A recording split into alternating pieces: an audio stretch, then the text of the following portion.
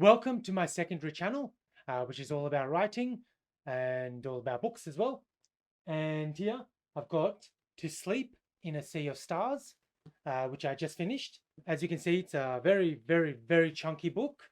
It comes in at like 800, yeah, 843 pages. I'll obviously be going into spoilers and all that jazz, but basically a non-spoiler review would be I would not buy this. The ending is pretty rubbish.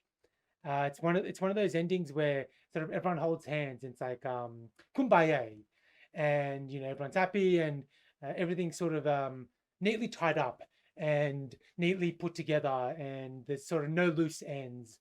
There's sort of like one loose end, but in terms of like the story and everything that had been building up towards that, and all of the troubles and all the problems in the story, that's all neatly tied up. So basically, you have a character, Kira, and she's a xenobiologist. She's on a really faraway planet called Adrastasia. Adrastea, I think it is. Adrastea. And yes, she eventually discovers an alien artifact, or what turns out to be an alien artifact. And then basically the story blows open from that point. In terms of writing, it's okay. The only thing is, being such a chunky book, if you don't know what kind of sci-fi you like, if you're more on the sort of more realistic sci-fi, for example, something like The Expanse or the Gap series, which is a little bit more realistic. Maybe not the Gap series because that has some physics defying travel in it, but more something like The Expanse, or even something like the series of books by Becky Chambers. I'll have to get the books out and I'll actually put them up on screen. But there's a series of 3 books, and she's actually written a 4th book, which is a little bit more realistic, but also doesn't have much action in it. Whereas you have more very fanciful sci-fi, and this comes under that. It's very fanciful, but it's also, it's got aliens in it. Whereas, of course, plenty of other sci-fi books don't have aliens in it. But because it's such a big book, you really have to commit. And if you don't know what kind of sci-fi you like, I definitely would not jump into this. I would definitely choose smaller books, even something like the Foundation series. That's a particular kind of sci-fi. But even if you don't like the first book, it's very small. You don't like the first book, you're not going to like the rest of the series. That's fine. There's other sci-fi stories by Philip K. Dick and all that. So it's got heavy action in it, which really draws out towards the end, especially the space scenes. The action in space is not very good, especially compared once again to The Expanse or the Gap series. It's downright rubbish compared to that. And the character interactions and the drama, it's pretty good, but it is on a level below that of something like The Expanse, for example. Oh, one thing I do actually like about this, I'll show, for example, we have really cool maps. Hopefully this shows up correctly on the webcam. If not, I'll put it up on the screen. But we have really cool maps like this. And as they're traveling around the galaxy, it helps to refer to this. I certainly felt it was. So, you actually could sort of imagine, or at least somewhat imagine, where they were in space. Yeah, it's also got stuff like this. This took a little while to find, which just helps add a little bit of flavor to the story. Sort of gives you a little bit more context for where they are, or because these are at the ends of chapters, it's where they were. But other than that, I think it's way too long. At least 50 pages should have been cut out. And as a first sci-fi novel, or just getting to sci-fi, I definitely cannot recommend this. But anyway, to a spoiler review. So we have Kira, and she's on a planet. And at the start as well, it has such a bad start because it's trying to establish a love connection between Kira and Alan. And basically, because it's in the first chapter, and the first chapter is not all that big, it's like they're smiling and they're kissing, they're in love. And as I was reading it, I couldn't help but be reminded of the review by the Star Wars Episode 1 review by Red Letter Media. And basically, it's talking about Padme and Anakin. Well, Star Wars Episode 2, because that's where most of them falling in love actually happens. And in the review, they're saying, we have 2 really good looking actors, and they're smiling at each other and they're kissing, they're in love. And I really couldn't get that image out of my mind as I was reading this, and I was like, Jesus, I hope the rest of the book is not like this. Thankfully, it's not. That's just there to set up the story. It's basically a speed run to set up the fact that these two characters are in love, and they're planning a future. But spoiler alert: if you've read enough novels, you can tell where this is going. Alan dies. So the first chapter it starts off with that. They're in love. They're exploring this new planet. They're planning on starting new life, potentially a new family, all that sort of jazz. And then Kira discovers an artifact, which turns out to be an ancient artifact. And there's all this dust or something that she happens to see. And that's sort of the last thing she sees before she gets rescued. And as it turns out, she's infected or infested, if you will, by an alien host. And she inadvertently kills most of her team. And yeah, this sets off the story, the whole plot of the story. And you also find out that so she gets, well, quote unquote, rescued by the military. And there's this scene with this, I don't know, for lack of a better term, a sort of mad scientist sort of thing, where she's under lockdown because she's infested. One thing I will say the story did really well was made you feel really gross. That's one thing I always look for in stories. It's sort of like, how do I feel while reading this, regardless of how bad the writing might be? How do I feel? What sort of sense do I get from the story? Is there sort of a sense of doom in the story? Is there a little bit more upbeat, or is there a little bit of trepidation? Is it a bit more of a thriller? How do I feel? And one of the overriding things I felt while reading the book was, yeah, the sense of grossness, because the the alien takes over her entire body, and it's like this gross, slimy alien thing. She can no longer feel her skin. As it turns out, she can't have sex or anything anymore either. She feels nothing around her body. And it's like, silvery, gross. I think it's silvery and black, gross thing going through her skin. I was like, ew. And yeah, the scene where she's sort of taken on by the military, and they're questioning what happened, and if they can get it off. And I kept thinking, oh man, if they can just get this out of her, get this off her. And they've got these initially it's one machine that's going around. It's like zapping her and basically trying to do all these things to the alien to sort of detect what it can do, or the Xeno or Zeno, however you say it, to see what it can do, what its defenses and all that are like, and to see eventually if they can get it off her. And one's not enough, one machine, so it's getting two. And but the thing's invincible. It's basically magic. It can stop anything and everything. And she's feeling pain and all this as these things are zapping her and doing all these sorts of other tests. And the machines are doing all these sort of things, but the Xeno, basically being magic, can stop all of them. I don't know, has sensors everywhere or something. I don't know. I didn't quite get it. I was like, oh, fair enough, whatever. It's just basically magic. And yeah, you feel really gross. And then it turns out that it's not entirely magic. At least it needs some sort of sustenance. And it turns out as she's left alone, I think she sleeps in the cell. The suit basically absorbs material around her, and that's how it basically grows itself. So that was something interesting, somewhat interesting. But yeah, then these aliens show up, and they're eventually called jellies, which I thought was something interesting. I've never really heard the term jellies for aliens before. That was fairly distinctive. And they show up, and then eventually she's rescued by a crew. They become basically the crew for the rest of the story. It's interesting, actually. At one point, she discovers that she has to find the Staff of Blue, and this is what's going to stop the jellies and this alien menace. Because not until the end of the story do they really find out why they want the suit, and how the suit actually basically called to the jellies.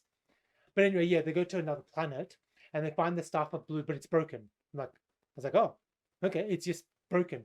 Because it's roughly halfway around the story. And I was like, surely the story is not going to just end here. It's not going to just say the end. And there's like, 400 pages, 400 blank pages.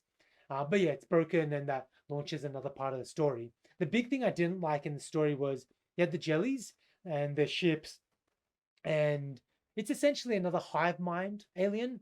And they're after Kira, and they're also after basically to destroy the humans as well.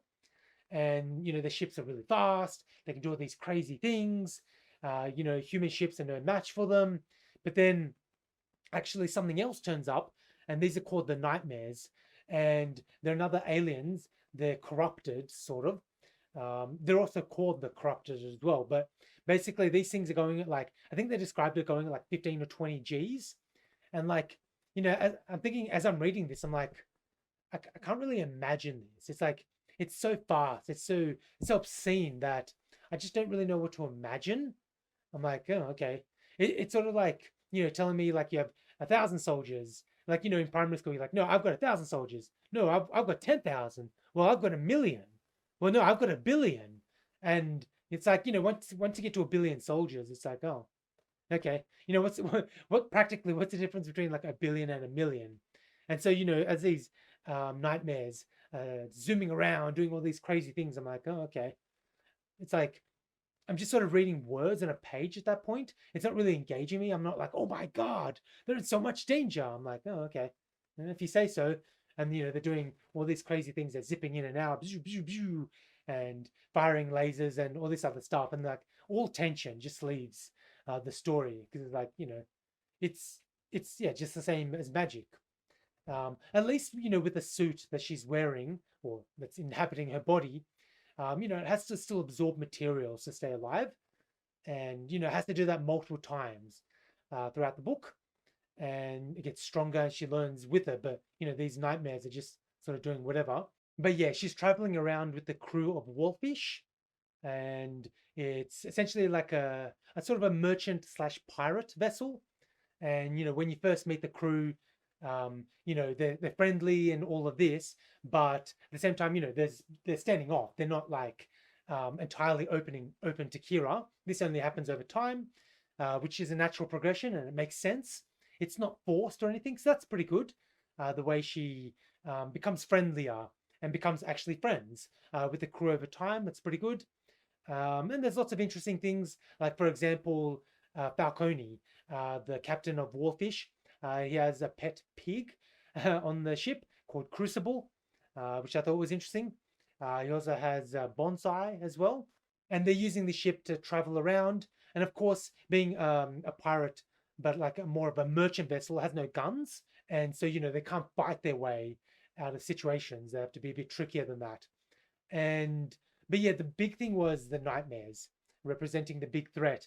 And the other thing is that the way that the nightmares come about, I thought was pretty silly.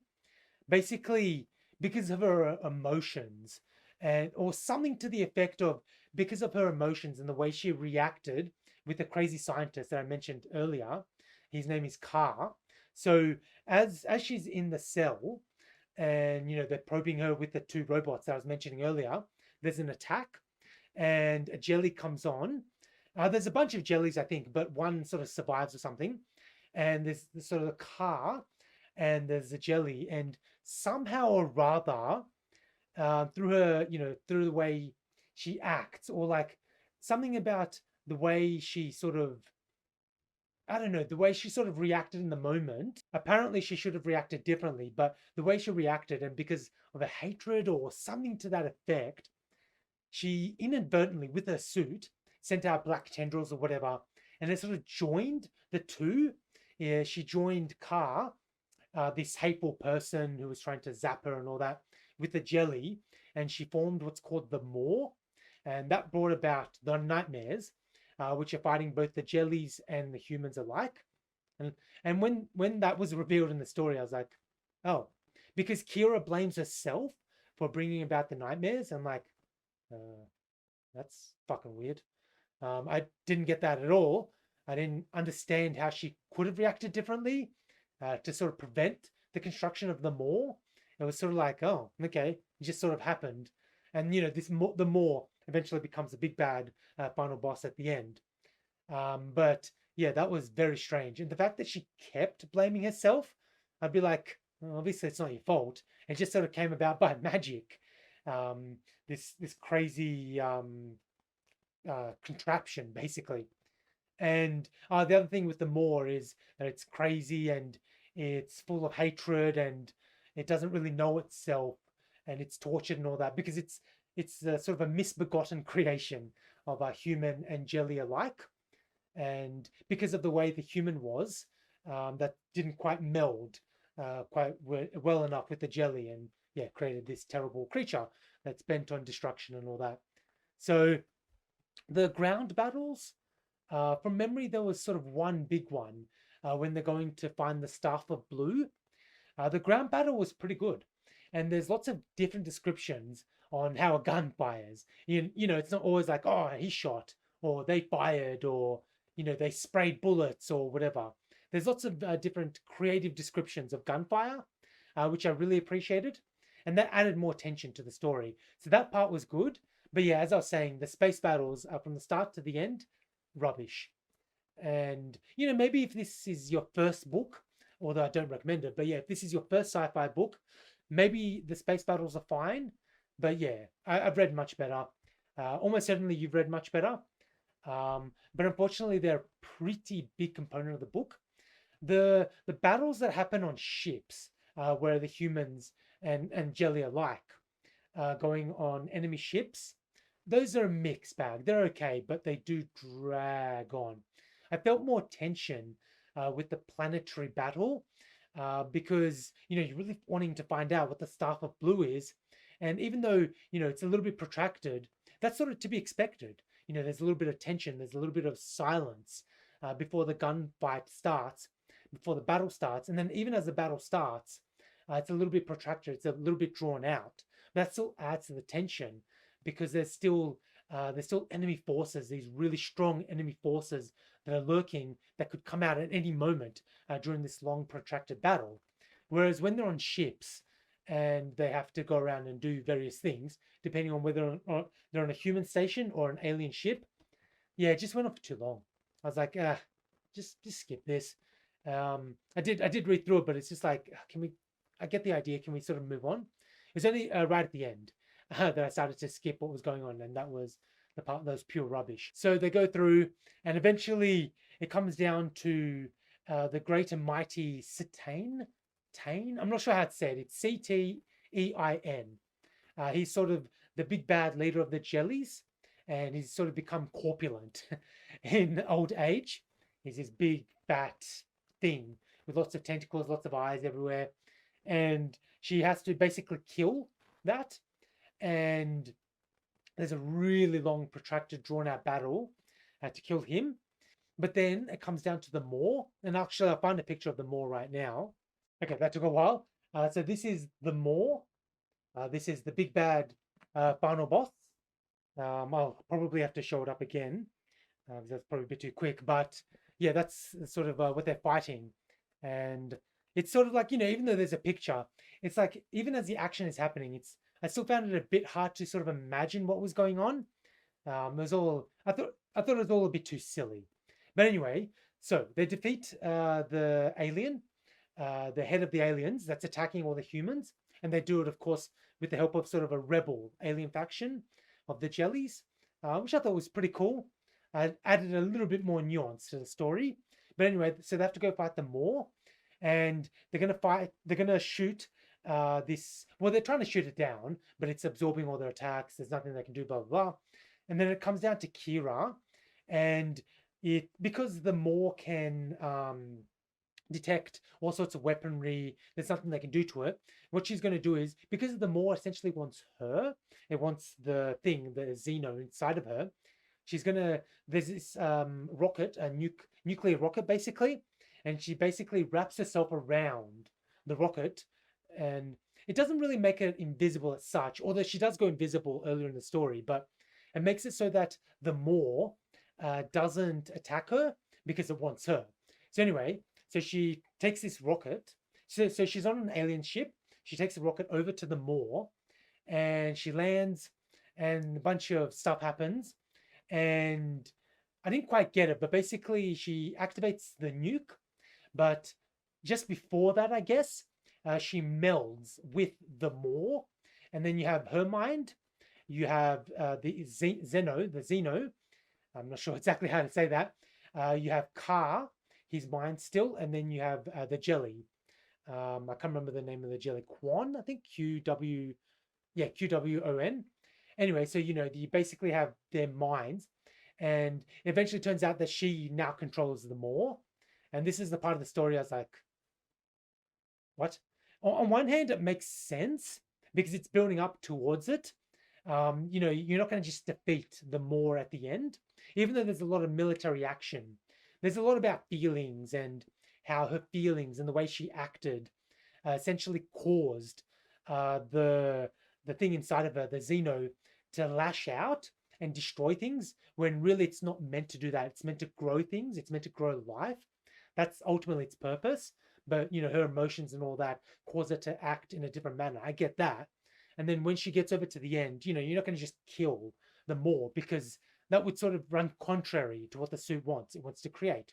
But still, the fact that like she became the Moor was too silly. It was like one of the silliest things I've pretty much ever read in a book, let alone a sci-fi book. And I've read a lot of silly things in sci-fi and fantasy books. So yeah, she becomes this huge thing that's like, I think, hundreds of kilometers across. Anyway, I sort of tapped out of the book at that stage. I was like, oh my God, this is way too silly. But it gets even sillier. So now she's in control of the Moor. We have a jelly fleet. Oh, also, all the nightmares are now defeated. She told them basically to stand down. So all the corrupted, they're no longer doing their thing. So we have the jelly fleet. We have the human fleet. And there's sort of a temporary ceasefire while they figure out, what's happening with the Moor. And, she's in control of it. And this is sort of where the kumbaya moment comes in. And she essentially starts creating this enormous station. And I'll actually get a picture of that as well. So she starts creating this.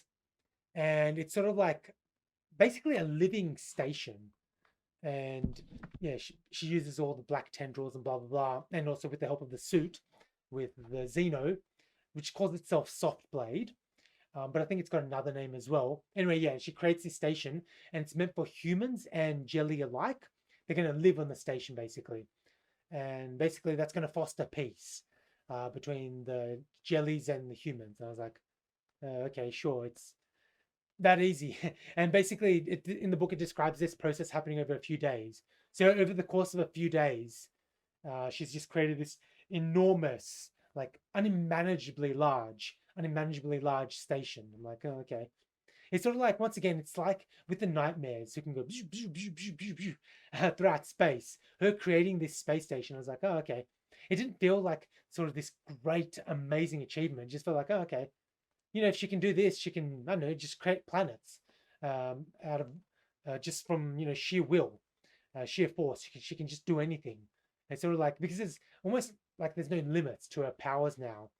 And yeah, just the fact that she went from being a human to being this giant amorphous blob was just such a silly leap. Even though, once again, it does sort of make sense in the context of the story. I was just like, oh, okay. She's just not going to become a human anymore. And she sort of can't anyway, because the nuke went off and destroyed her body before her mind or whatever melded with this thing. So I was like, if you say so, fair enough. So, yeah. Oh, yeah. So there's sort of a post-credit scene, I guess, where the Moor had created copies of itself, and there were 7 of them for whatever reason. And now at the end of the story, her mission is basically to hunt down these 7 rogue elements, these 7 rogue parts of the Moor. She either has to destroy them or subsume them because they're basically part of her. But because they've gone rogue, they're just going to, and she can't control them. They're going to cause more death and destruction throughout the galaxy. Oh yeah, the one thing I did actually enjoy about the story was you have these ship minds, and I thought they were sort of advanced AIs because they talk about ships having more limited AIs, and the characters do interact. I think on the ship it's called Morven, and it can do sort of limited things, especially whilst they're in cryo. It sort of handles running of the ship, but yeah, there's more advanced AIs, and they handle more basically everything else in the ship. They do really precise calculations and all that sort of stuff. Basically, stuff that pilots really can't do or captains. However, it actually turns out that ship minds used to be humans and they chose to become ship minds. I thought that was cool. I was like, whoa, that's really trippy. I've never come across anything like that. The only thing similar to that is in the Life Ship Traders, where by the series by Robin Hobb, where the ships are basically alive, but those ships are carved from wizard wood, which is basically dragons, which are going to hatch, but they're taken by humans instead, and they're carved, and they're still alive, but they're ships instead of becoming dragons. But yeah, I thought that was interesting. That yeah, basically people could choose through some sort of crazy process, I imagine, to actually become ship minds. And yeah, in the book, the ship mind is Gregorovich, and yeah, he's a little bit crazy, and you sort of never quite know where you stand with him, which adds a lot of tension to the book as it goes on. And yeah, you sort of find out what makes him tick. Not fully, you never fully get to understand him, and I like that.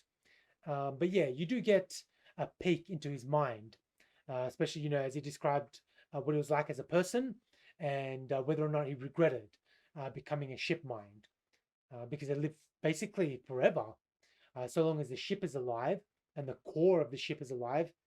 Yeah, you're alive as a ship mind. Basically, your brain, but your awareness extends to an entire ship. You can feel people walking on you. You can talk to people at any point and all that sort of stuff. Oh, the best parts of the book were when, well, firstly, like I mentioned, the battle that happened on the planet when they're going towards to find the Staff of Blue. That was really well done. The other parts I liked were when they were going into cryo, where when they were going for a few months and all the characters were going into cryo, and there was a series.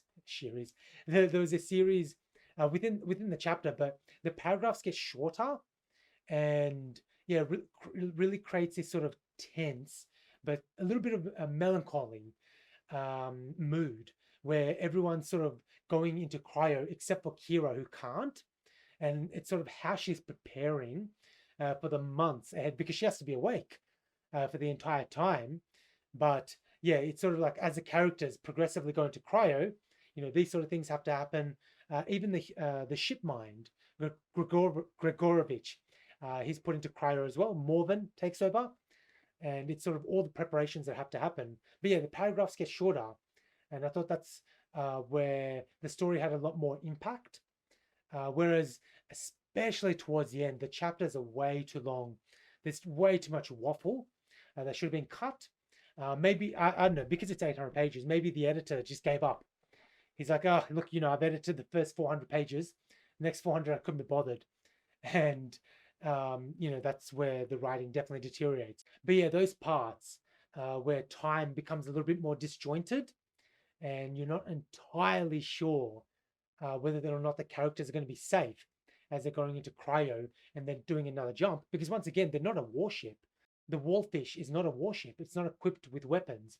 And so as it's going into what's called FTL, just faster than light jump, essentially, yeah, there's quite a lot of tension. So those parts were really well done. But other than that, I most definitely cannot recommend this book. If you're into stories which are much, much more on the science fiction, with a lot more sort of magic involved, you might enjoy this. There's probably quite a lot for you. There are not too many cheesy love scenes, thankfully, and the really, really cheesy and bad love scenes at the start, which is sort of establishing the two characters that they're in love. That's only one chapter, and the first chapter is fairly short, so it's over mercifully quick, which is good.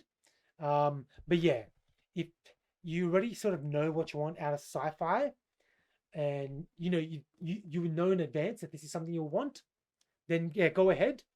And there's 800 pages, so there's quite a lot to enjoy. If you're not entirely sure what you want out of sci-fi, I definitely cannot recommend this. Yeah, do just focus on other books, the smaller books, or just other better books. Yeah, so that was To Sleep in a Sea of Stars. I give it overall 2 out of 5. Yeah, that's the best I can do. Especially as I said, the end I just skipped. It's too silly. But yeah, you might enjoy it. If you did enjoy it, all the better for you because you enjoyed 800 pages. Whereas, yeah, towards the end for me, definitely did not enjoy. So yeah, thank you for watching my review. Check out the other videos on my writing channel, and also check out my main channel, which is all about economics, the story of macroeconomics. But yeah, thank you for watching this review, and I hope to see you guys next time.